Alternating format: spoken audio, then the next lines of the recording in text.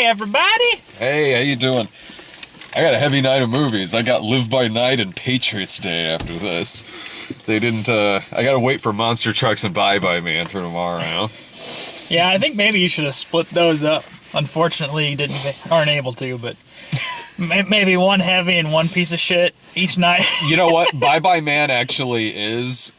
It actually does have a Thursday screening. Monster Trucks doesn't, but Bye Bye Man does. The problem is they decided to put it at... Normally, screenings like this, one will be at like 7 and another might be at 10. What they did with Bye Bye Man was they put it at like 8. Which would mean that would be the only movie in a weekend that like 5 movies come out. I'm like, no, I'm not. I'll see Bye Bye Man the next day. Fuck you, Bye Bye Man. That's what he really does. He haunts you and then he fucks up your movie times. Stupid killer. You're ruining my life! But this is Ben Affleck's latest directorial film after Argo.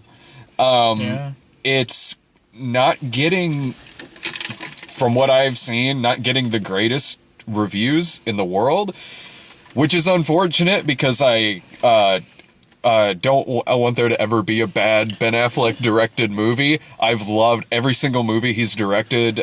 Gone Baby Gone, The Town, Argo, easily 4-star movies in my book. But you know, they say like there's the line from Batman, he's human after all.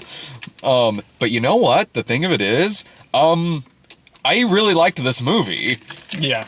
I didn't like it as much as Gone Baby Gone. I didn't like it as much as The Town or Argo.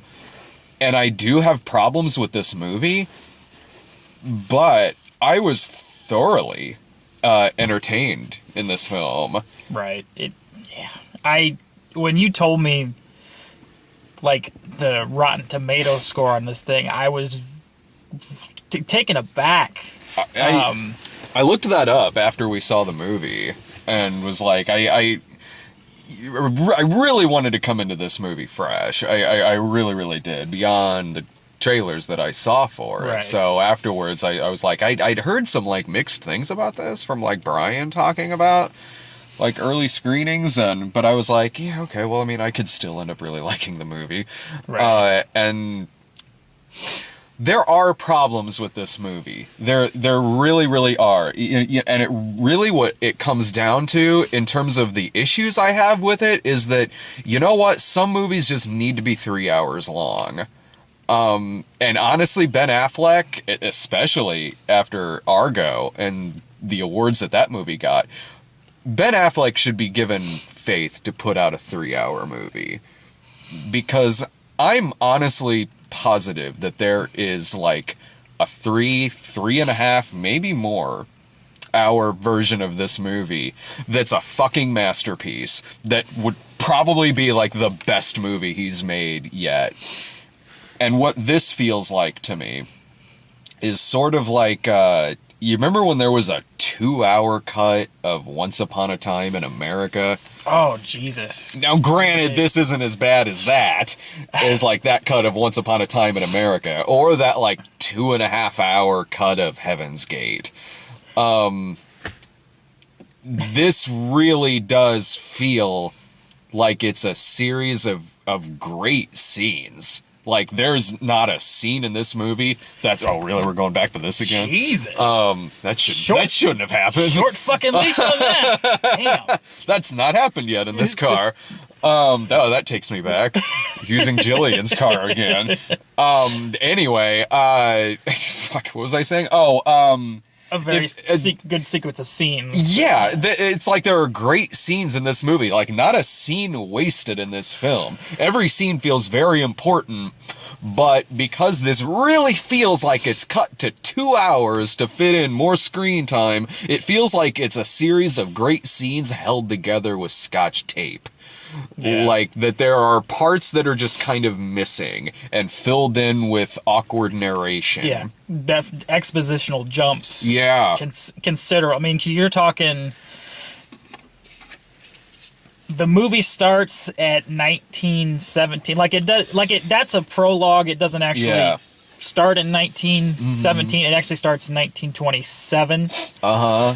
And it takes course over 11 years, because I think because it ends a little bit like they have a little there's a vignette, like one of the movie reels showing Hitler rising to power, which would have been the late 30s. So you're talking over a decade. Yeah. And it really does, like it narrates, and then 3 years later, and then it narrates, and all of a sudden it's another couple years, and there's no, I mean, the scenes that are there are really good, but you're missing some meat on that. You really are, especially in the first act of this movie, because the first act of this movie feels like it's a hacked together race to the second act. It would be like if you took the first act of The Godfather and just chopped it to shit and raced it to the part where there's the assassination attempt on Vito Corleone. Like, yeah, or even just where Michael takes over. Like, I don't even want to say that. Or like, even to when he goes to, like, Sicily yeah. or something. Like, just a race to that. And because of that, the first act of this movie, it's like, I barely know who these people are. I really am having trouble kind of following the motivations of a lot of people. Like, okay, so these two were sleeping together. Okay, they're in love. Okay, am I supposed to be rooting for certain people in this? I'm not really sure. It's just racing me through this with exposition, and you can tell that this was cut, that this was chopped down. Oh yeah, and I mean it's also, I mean, anytime you get something adapted from a novel, yeah, there's gonna be sacrifices to be made, but in this case, I have to think it was like a studio thing, because I don't think he would have intentionally left that out unless he was forced to. I don't think Ben Affleck, I think he would have probably liked to make a more bountiful movie. I don't know. That's, but a movie that has more into it than just boom, boom, boom. Okay, now we're down in Florida. Oh, now the movie can lengthen out a bit. Exactly. And once it gets to that second act, I mean, it still feels like there's probably stuff that's missing, stuff that's cut out, stuff that could easily be fleshed out a lot more, but it's at least flowing a lot better once it gets to that point. And you can tell that there's a lot of stuff that's cut just to get this to about a 2-hour running time. Right. And this is a movie that it had like a limited December release with a wide January release. Obviously, they're trying to get it some award recognition. I don't know if it's going to get it, but because of that, like, wow, you really should have just let this be a 3-hour movie. Even if it's more than 3 hours, you really should have done that. Yeah. Because in making it like this, you're making what should be a masterpiece into what is probably going to end up theatrically being kind of a polarizing film. It might get some award notice, maybe in the technical aspects, because probably. It's a gorgeous film. Costuming, design, production design, things of that nature, because they do well to get all that, but I don't know, maybe it was Affleck's decision. I find it hard to believe with what he's done in the past that would be such an oversight. I know what you mean. It'd be different if he had put out a whole bunch of stuff that was subpar, but his track record has been, it's been really good. He's proved that he knows movies, he knows storytelling, he knows filmmaking. Right. And this movie, again, is gorgeous. Like, the cinematography alone is worth the ticket price. And even like we said, there are scenes that are great. Like the shootouts are fantastically done. Yeah. The dialogue is great. This has snappy dialogue. The back and forths with characters, the sudden bursts of violence after like kind of quick little funny asides with stuff like, are you sure that's a Southern thing or is it an asshole thing? Yeah. Like lines like that. And there's like the sequence of when it gets to the second act and things are fleshed out more, there's great shit in this movie. Yeah. Like, I was always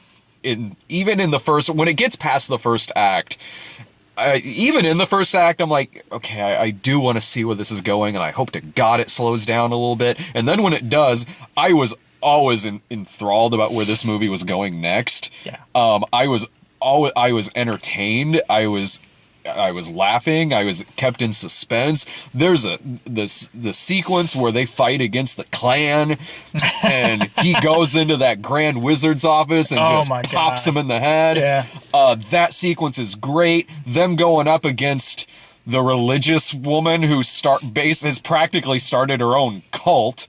That's enthralling. But again, it's like you're watching parts of what is probably a 4-star great film. Yeah, vignettes from a much bigger movie is what it is. Or if you condensed a season's worth of Boardwalk Empire into 2 hours. You know? It's, Kinda. yeah.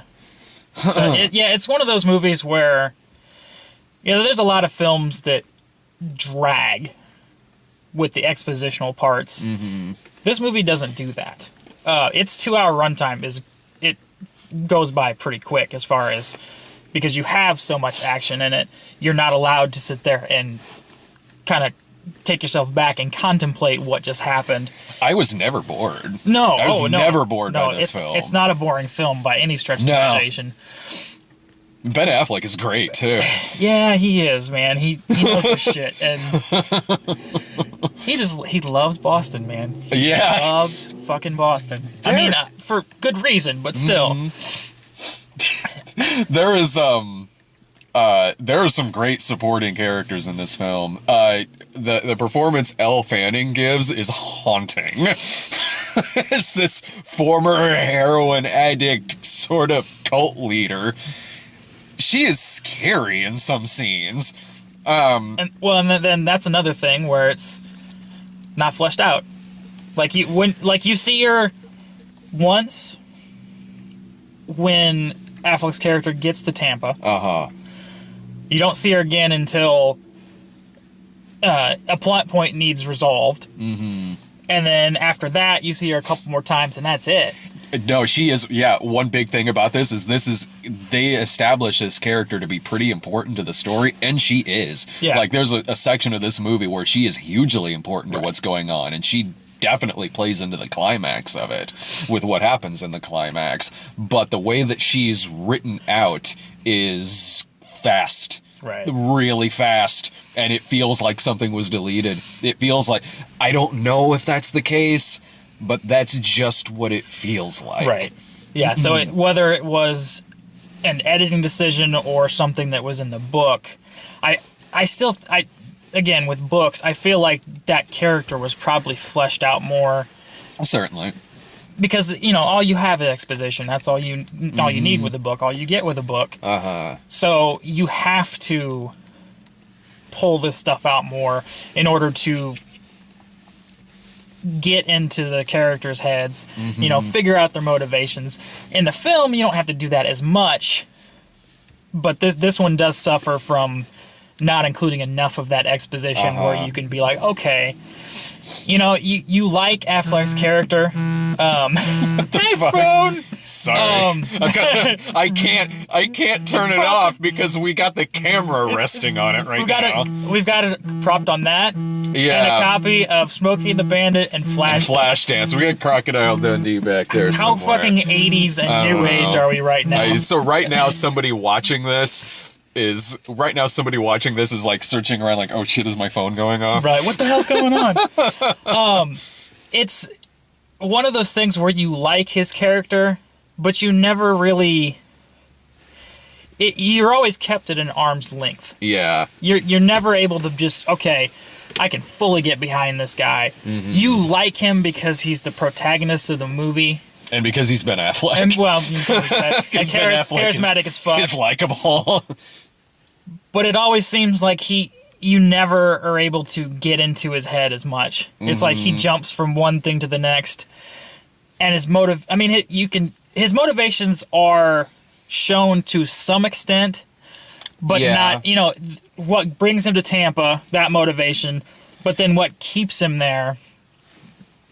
Because the climax is what he wanted all along, but I feel like there are so many points in between that and when he first gets to Tampa that he could have resolved his issues and then gone on from it. It seems like it's all a little too neat. Yeah. Because it's what happens is there's a rival guy, because he's just a small time crook. He hits banks. Well, he falls for a girl that's in love with one of the local Boston bosses. Which one flaw about this movie, real quick, one flaw about this, and this would even be existent in a 3-hour version of this movie, is, yeah, of course you're going to get caught sleeping with the boss's wife, because they are not subtle about that. Oh, no. He is taking her to the fanciest fucking restaurant, like... In public? Of course somebody's going to see you. Yeah, that was something that kind of stuck out to me. But yeah, he admitted, like in the narration, that it was dumb. But that they were in love. Well, so she sells him out, and he gets his ass beat. Mm-hmm. He almost gets killed. He does almost get killed. His dad, who's a cop, saves his ass, but then he gets thrown in jail for the crime he'd committed earlier in the day. So, and then that's where another jump cut. So you get there 3 years later. Yeah.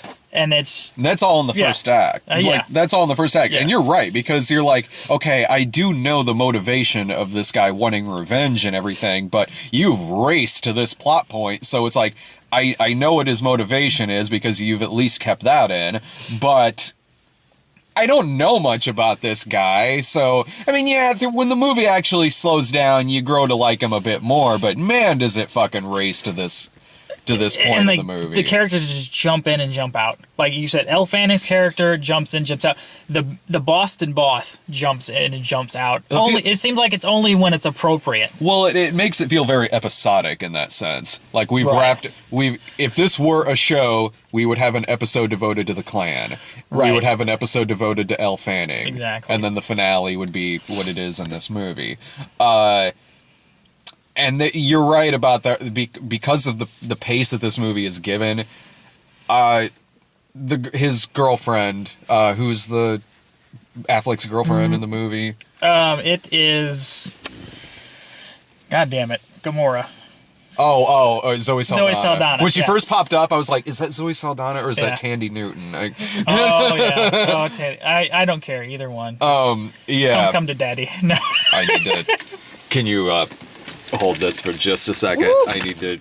It's like Indiana Jones, he's gonna man. Call me back again. Oh God, it's shaky cam. I'm so sorry. Sorry. I have to send this message, or else the phone is gonna ring again. Well, here, we'll just do that, and then I'll just. We'll just lean down. Okay. What a crick in the neck. Good. All right. Bam. Maybe. Oh, for the love of fucking God.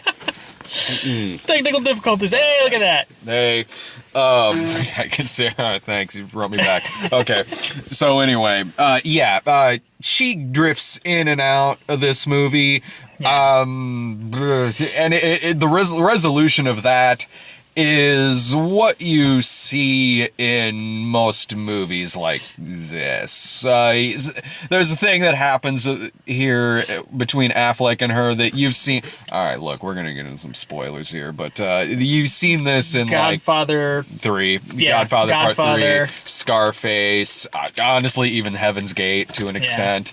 You see this kind of plot point, and it all. This is a massive spoiler, but like it all comes down to like Chris Cooper going crazy, going around looking for someone to shoot, and Kevin Spacey's nowhere nearby. Oh no! Too soon. It's only been close to 20 years, but too soon. Oh shit! And so that's a little predictable in that sense, but you know what?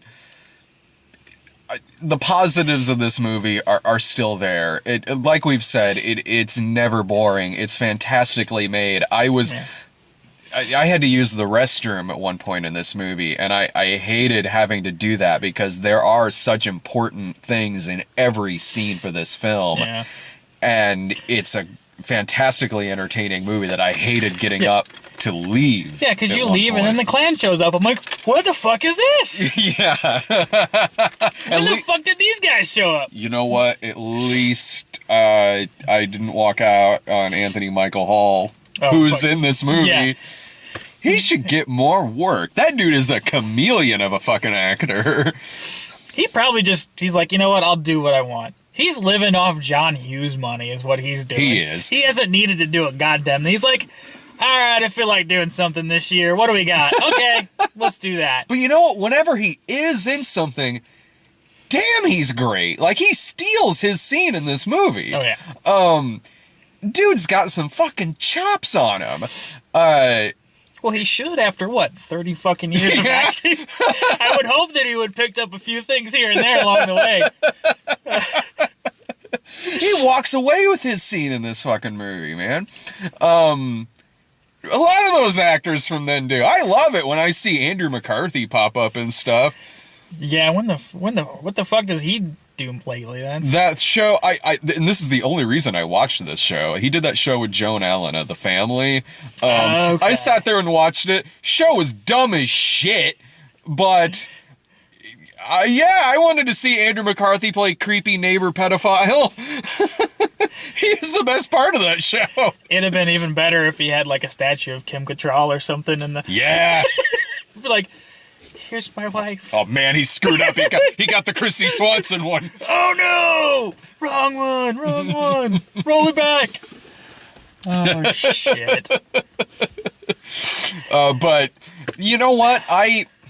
There's a lot of movies where things like this happen to, and I say like, okay, take the 2-hour cut of Once Upon a Time in America, for instance, which is from beginning to end an ungodly mess. This movie has the same problems as that, but it works better than that shorter cut did of Once Upon a Time in America. I can still recommend this as like as a matinee. Man, if they put out like a 3+ hour cut of this movie, I'd be like, this is one of the best movies of the year. Yeah, the stuff to fill in the blanks. Not necessarily that you don't need them to fill in the blanks, because you can follow the story. The problem is that you don't need these scenes to follow the story. The story is coherent, but it feels incomplete. It feels like, okay, I understand this, but why don't we go into that a little bit more? Let's dial back, on the racing. Let's lengthen this out a little bit. Let's get some motivation, a deeper sense of this motivation. And in cutting this down, motherfuckers ruined Affleck's critical streak. This sons of bitches. I'm sure it'll come back with the Batman. If the Batman ever gets made. If he still stays on as director of that. Please do. We need something. Yeah. I hope he fucking does. His reasoning for, I read something about this where he was like, they want me to deliver it by a certain date, and I don't think I can. So like he's like, I'll still play Batman, but yeah, I have standards, motherfucker. He's like, I want to make this film good. I don't want to make a cheap piece of shit film. So I hope that Justice League does well enough to where they're just like, okay, get what you need to get done, get it out there, take your time, because I want dual comic. I want a DC Marvel thing, because when one is good and another is good, the competition there just makes everything better. It's like everything else in this world. Competition makes things better. When you see someone make, right now Marvel's just like, well, all your movies are bombing, so we can, they're becoming derivative. They're really they're not bad, but there hasn't really been a changing of the formula as of yet with Marvel movies. When you go into Doctor Strange, you know what you're gonna get. And I like that movie, but let's admit that movie's formulaic as fuck. Oh yeah. Like, look, I didn't like Batman v Superman, but you know what? I will say, quality of that movie aside, I will say it was non-formulaic. Like, that's very true. Yeah, like they went out there with it. Yeah, it took a chance in that regard. To me, it didn't succeed, but I'll at least say that. But right there is an example of, like, you can have a movie that's formulaic as fuck and a movie that's not, but the movie that follows the formula almost to a fault will still turn out to be a decent movie, which Doctor Strange did. And you have Batman v Superman, not formulaic at all, but is a goddamn mess. Yeah. So I'm kind of hopeful for Spider-Man: Homecoming now, though, because it seems like they're not doing the origin story. Finally, Thank God. finally, Jesus Christ. We know. Just get into Holland, which he sold me in Civil War. Fuck my God. I'm gonna get shit for this, but I like Tobey Maguire in the first two. The third got a little off track. But the first two movies, I really liked him. I liked Tobey Maguire's acting. I like Garfield's wit. Garfield had the better wit. Yeah, by easily. far. I feel like this is an amalgamation of both of them, and I think we're going to have the best Spider-Man yet. Yeah, I think so. And he's the youngest, which... That to me was a good, like, they don't have a 25 or 28-year-old doing it. They have a guy they have a younger guy. And he acts like it because he's still in that age where he knows what's that like. And I can't talk anymore. But And just his scene from Civil War, he was my favorite Spider-Man. In the movie easily. Spider-Man. And god damn you, again, with the fucking, Marissa Tomei as Ant-Man. You give me such a weird boner. Because I'm just thinking of Aunt May and thinking old Aunt May, and then I see Marissa Tomei, and I'm just like, fuck. Dude, no. I'm so conflicted right now. Not me. I accept my fetishes. What do I have left to lose? Octogenarians need love too, baby.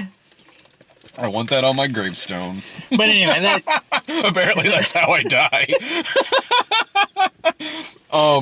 But I gotta head in and see Patriots Day. right. Anyway, final thought about this. You know what? There's enough good about this movie that I would recommend it as a matinee. Easily. It's not a complete film, but it's not a terrible film either. And it's underrepresented in the reviews, I really think. And I'm sure probably some of the reviews probably have the same complaints. I bet they do, honestly. I just think they're looking at the faults without looking at the whole picture. And sometimes when you watch movies like this and review them, sometimes you do.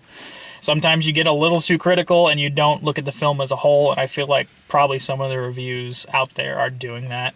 And I've been guilty of the same thing. Yeah, I know. Everybody we has. all are. Oh, yeah. But I think it does this film a disservice.